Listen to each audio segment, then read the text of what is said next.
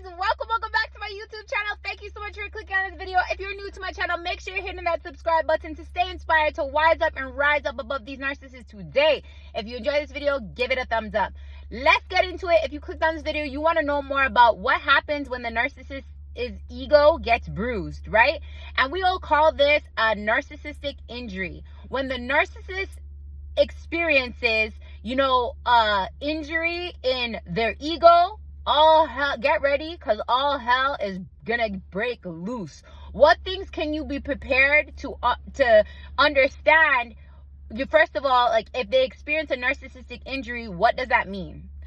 I'm gonna explain to you what happens when they experience a narcissistic injury and how can you be prepared for it and what can you do if it happens.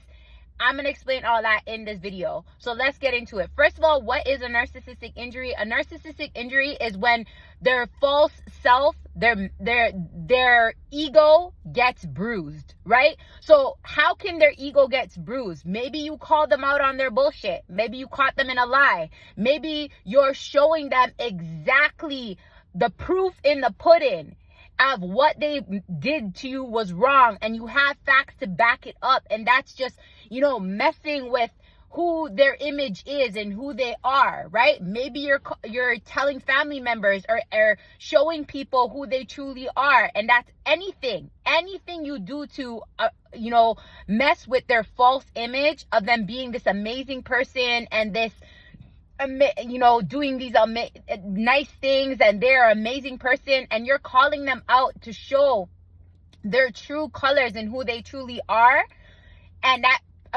bruises their ego in any type of way. You're gonna see them, because they're experiencing a narcissistic injury, their ego's getting bruised, right? You're gonna see all hell break loose. What's gonna happen? I'll give you what two main things usually happen when a narcissist experiences their ego getting bruised. Number one, they'll put you on a silent treatment. They'll lock you out. Maybe if you're living together, they'll go stay by somebody else's house for a couple days and ignore your phone call, ignore your text messages, everything, to make it seem like they're doing other things. Maybe they are. Maybe they're going to check their new supply behind your back. Listen, at the end of the day, the silent treatment is to punish you. It's to punish you because they know already that's something that you don't like, that they know already that that's going to hurt you, that's going to make you feel unseen, that's going to make you feel, sad. They love giving you the silent treatment because they know that it's going to affect you mentally and emotionally, to make you feel unloved, to make you feel unwanted, to make you feel like something's wrong with you, right?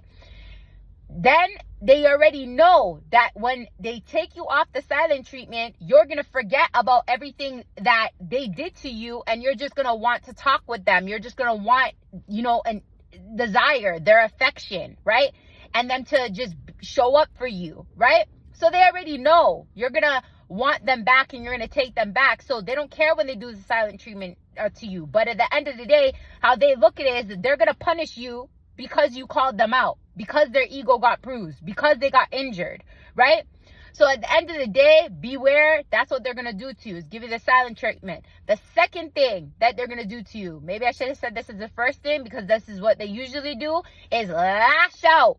Like, you're going to see a rage like never before. They're going to lash out on you so bad where they're going to make you feel like, like you're like not that you're scared, but like you just feel so much pain and hurt that you're crying so much because they say very vindictive, spiteful, mean things to you to break you down mentally and emotionally. This is why I say, a narcissist doesn't have to put their hand on you to still be abusing you. They can abuse you mentally, emotionally. That's still abuse, right? Mental and emotional, like, that's still, you're still being abused. But some people don't take that in seriously because the narcissist is not physically putting their hands on you. Hey, but there is some relationships where they are physically putting their hands on you, right? And saying hurtful things. So you're getting triple the, hurt and pain because of the fact that you bruised their ego and you gave them a narcissistic injury just by calling them out on their shit and showing them their true colors in their face.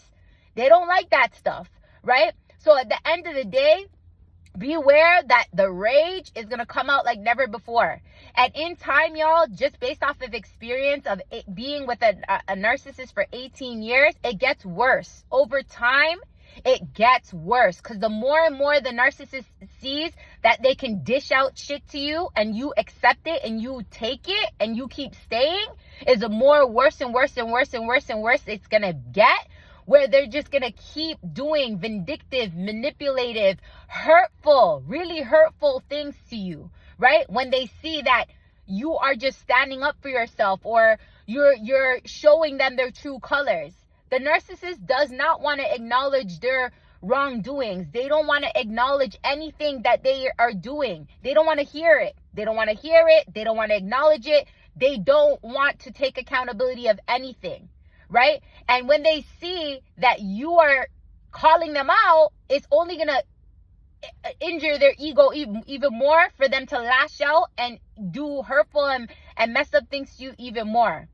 So the best thing you can do, y'all, I just shared with you, right? The best thing you can do is, little by little, keep standing in the facts, in knowing that these people have a personality disorder. They are not going to change. There is nothing that you can show them. There is nothing that you can say to them that's going to change who they are. So your journey is your journey, but I'm sharing with y'all facts, right? Based off of me experiencing it for 18 years. It doesn't get any better.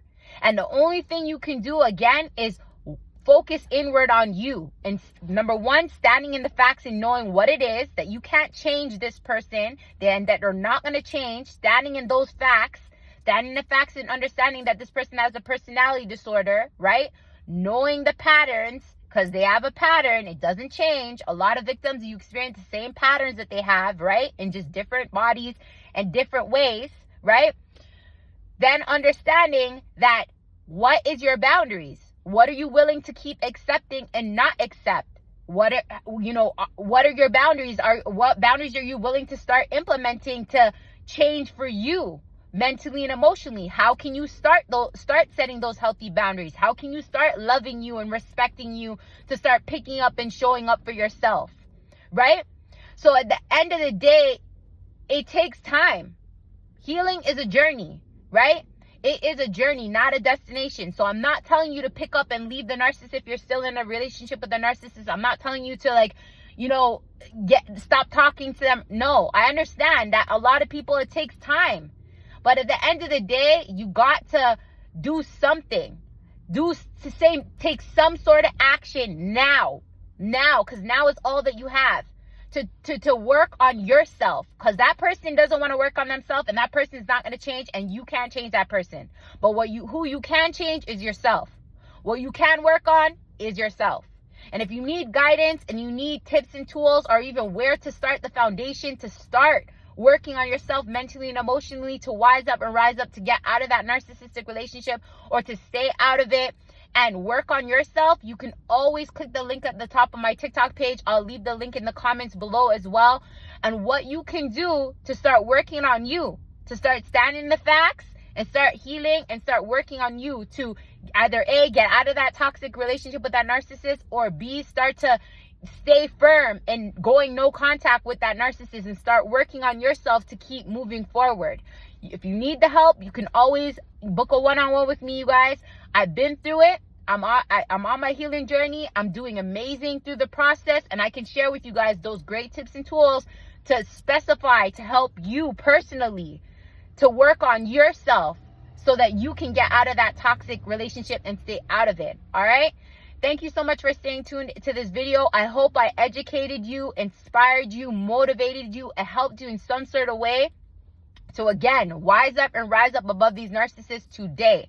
Again, if you enjoyed this video, give me a thumbs up. It's going to help with the algorithm to get this video out there to more people who need to hear this message. There's more people out there like you who are experiencing this toxicity. So let's help this video to get out there to more people, to help them to also learn this knowledge, to become stronger, you know what I mean? To grow so that they can get out of it too. Thanks so much for tuning into this video, you guys. Make sure you're joining my podcast, my TikTok, my Instagram. staying tuned to the Wise Up, Rise Up NARC community to keep helping you to wise up and rise up above the narcissist today. Thanks so much, you guys, again, and I'll catch you guys again on another video. Take care.